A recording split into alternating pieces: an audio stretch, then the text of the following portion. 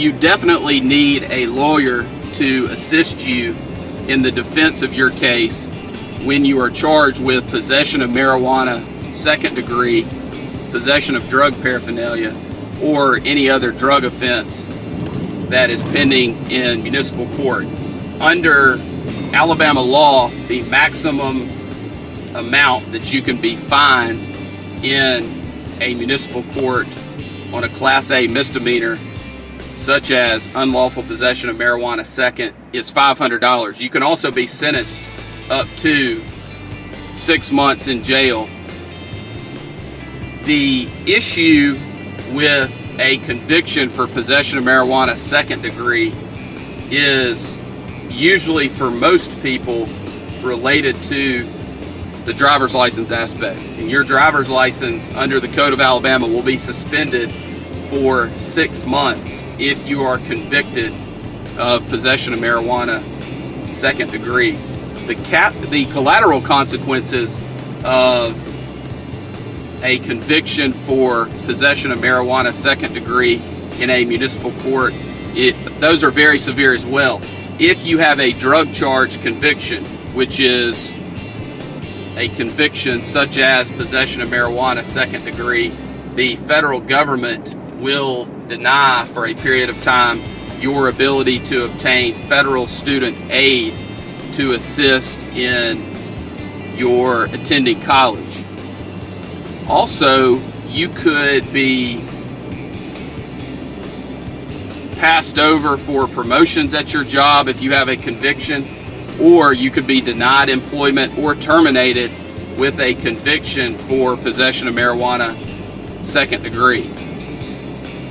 In addition, if you have a professional license, it is very, very, very important that you understand that if you are convicted of a drug offense, depending on what your board requires, you will likely be required to notify your board either immediately or on renewal that you have been convicted of a drug offense. It's very, very, very important that you do everything within your power on the front end to avoid a conviction so that you can protect your professional license. Even if you are charged, there may be a requirement that you report that to your board, but if the charge is dismissed, you will not suffer any of the other collateral consequences, and you may not be subject to discipline by the board that issued your license.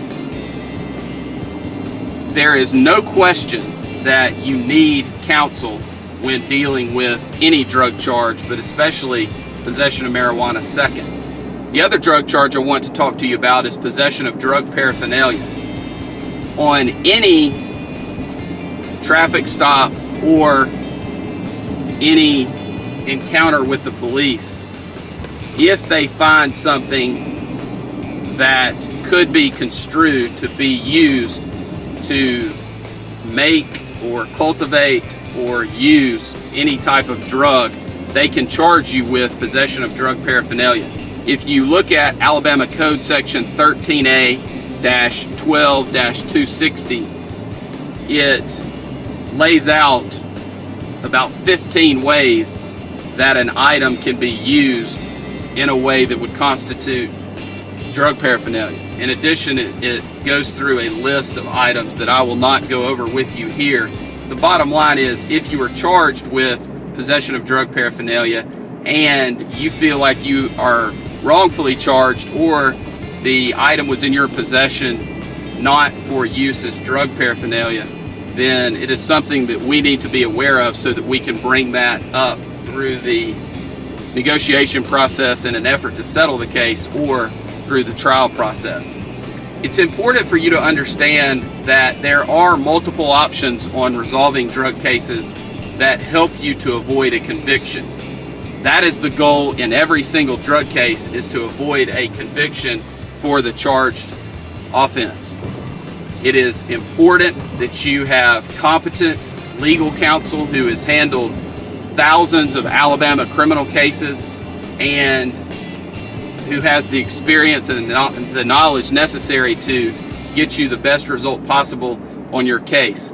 We are members of the Alabama Criminal Defense Lawyers Association, the National Association of Criminal Defense Lawyers. I am also a member of the Texas Criminal Defense Lawyers Association.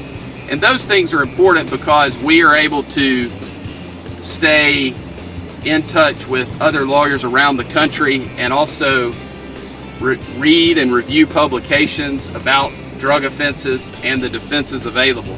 It's just very important that you have somebody who is knowledgeable and experienced in all aspects of the case, including the collateral consequences issue.